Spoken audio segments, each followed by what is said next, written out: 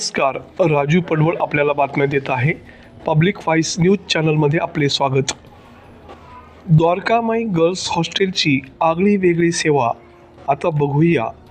सुसज्ज व नवीन इमारत, लिफ्टची सुविधा, 24 तास सुरक्षा व्यवस्था, गरम पाण्याची व्यवस्था, पिण्यासाठी RO फिल्टर शुद्ध पाणी, प्रत्येक बेडसाठी स्टडी टेबल, प्रत्येकी चार्जिंग पॉईंट, प्रत्येकी लॉकर सुविधा, उत्कृष्ट चहा नाश्ता आणि जेवणाची सोय, प्रत्येक रूम टॉयलेट बाथरूम ॲटॅच, तसेच कपडे धुण्याकरिता वॉशिंग मशीनची सुविधा, उन्हाळ्यात पिण्याच्या पाण्यासाठी चिलर, जेवण नाश्त्यासाठी प्रशस्त डायनिंग हॉल, सर्व शिकवणी वर्ग हाकेच्या अंतरावर, उत्कृष्ट व्यवस्थापन आणि स्वच्छतेस प्राधान्य, संपूर्ण इमारत CCTVच्या निगराणीखाली, प्रत्येक रूम हवेशीर व प्रकाशित. तरी मुलींनी आणि पालकांनी साधना हाईट्स जाजूस प्रोफेशनल अकॅडमी ICICI बँकेसमोर उस्मानपुरा संभाजीनगर येथे संपर्क साधावा, असे आवाहन द्वारकामाई गर्ल्स हॉस्टेलच्या संचालिका यांनी केले आहे.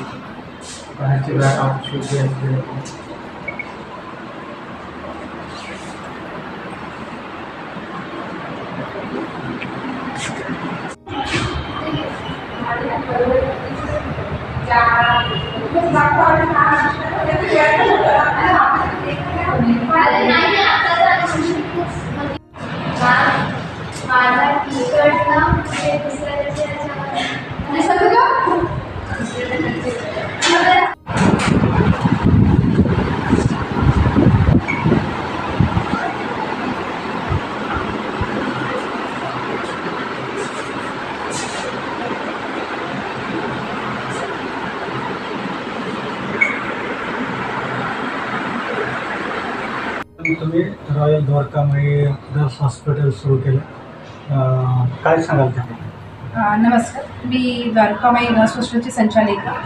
आपले द्वारकामाई गर्ल्स हॉस्टेल जवळपास 15 ते 16 वर्षापासून संभाजीनगर येथे कार्यरत आहे आणि त्यांच्या आपल्या सुविधा आपण पुरवत आहात.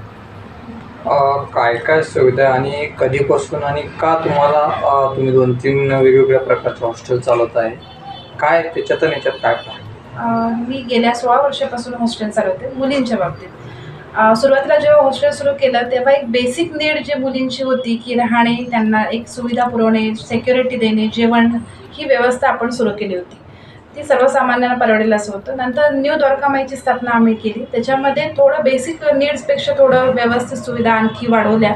त्यानंतर आता गेल्या वर्षी म्हणजे गेल्या सप्टेंबरपासून आपण रॉयल द्वारकामाईची स्थापना केलेली. त्यामध्ये लक्झरियस सुविधा ज्या आहे, बिल्डिंग असेल किंवा चहा नाश्ताची सुविधा एक लक्झरियस पॅरेंट्सला किंवा पालकांना हवी असते, मुलींना हवी असते, त्याच्याकडे वाटचाल आपण केली. एका छताखाली सर्व तिथे सुविधा आहे, म्हणजे मुलींना बाहेर जाण्याची गरज नाही. आणि सर्वात महत्त्वाचे म्हणजे तिन्ही जे हॉस्टेल आहे, 3 ते 4 हॉस्टेल माझे संभाजीनगरला आहे. त्याच्यात सर्वात मुख्य ध्येय माझं जे आहे मुलींची सुरक्षितता. त्याच्यामध्ये मी स्वतः कार्यरत आहे आणि माझ्याकडे जवळपास 25 ते 30 लोकांचा स्टाफ त्याच्यासाठी आहे. काय काय सुविधा आहे त्याच्यामध्ये माझी जी सकाळी उठल्यापासून म्हणजे गरम पाणी, थंड पाणी, ROचं पाणी पिण्याकरिता, वॉशिंग मशीन, नंतर स्वीपिंग क्लिनिंगसाठी बायका, अशा सुविधा आहेत. त्याच्यानंतर सकाळचं चहा नाश्ता, जेवण, संध्याकाळचं जेवण, असं सुविधा आपण पुरवतो. भरपूर हॉस्टेल आहे शहरामध्ये, आपल्या याच्यात वेगळं पण काय आहे?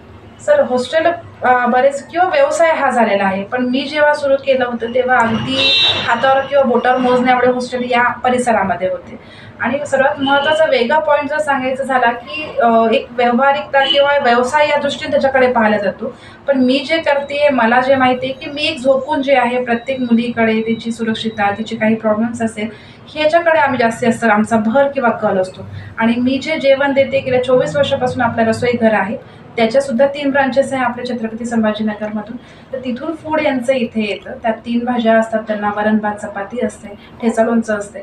तर एक जो म्हणजे आत्मीयता म्हणता येईल किंवा एक पर्सनल टच जे म्हणता येईल ते मुलींना आपण दिल्या जातं. किती कॅपॅसिटी आहे आणि किती ॲडमिशन आपल्याकडे झालेलं आहे? सर, माझ्या या जर तुम्ही या प्रिमायसेस म्हणजे आपण जर जाजू क्लासेसच्या जवळपास बघितलं तिथे 100ची स्ट्रेंथ आहे आणि गेल्या 2 महिन्यात आपल्याकडे जवळपास 20 ॲडमिशन झालेले आहेत. आणि माझ्याकडे ओव्हरऑल जर 4ही ब्रँचेस बघितल्या तुम्ही तर जवळपास 250 मुली सध्या माझ्याकडे आहेत. शहरी भागातल्या जास्त आहे का ग्रामीण नाही, ग्रामीणमधल्या लोकलमधल्या ज्या असेल तर त्यांना गरज पडत नाही सहसा. ज्या बाहेरून येणाऱ्या ग्रामीण असतात त्यांना राहण्याची क्लासेससाठी त्यांना गरज पडते त्याची. मराठवाड्यातून कुठून येतात, कोणत्या कोणत्या सर्व ग्रामीण भाग जे आहे सर, जसं अंबड झालं, जालना झालं, पैठण झालं, आजूबाजूचे जे तालुके आहेत तिथून मुली येतात. त्याचं शुल्क कसं असणार? सर आपल्याकडे जे शुल्क आहे 6,000पासून सुरू होतं तर 10,000पर्यंत. जसं मी तुम्हाला आधी सांगितलं की सुविधानुसार त्याचे चार्जेस किंवा सुविधानुसार आपण नाव पण चेंजेस केलेले द्वारकामाईचे, त्यानुसार त्याचे चार्जेस असतात. काय आव्हान करणार? काही नाही, एक आहे की इथे तुम्हाला घरापासून दुसरं घर एक आम्ही देण्याचा एक प्रयत्न करत आहोत. तर त्यांना म्हणजे असं अपेक्षा आहे की सर्वांनी साथ द्यायला हवी किंवा यायला हवं. त्यांचे पालक वगैरे येऊ शकता, भेटू शकता का? हां, पालक वगैरे येऊ शकतात. फक्त प्रिमायसेसमध्ये वरती हॉस्टेलला कुठलीच पुरुष मंडळीला नाही जाता येत. इव्हन तुम्हाला जरी पाहायचं असेल तर मी स्वतः सोबत राहणार.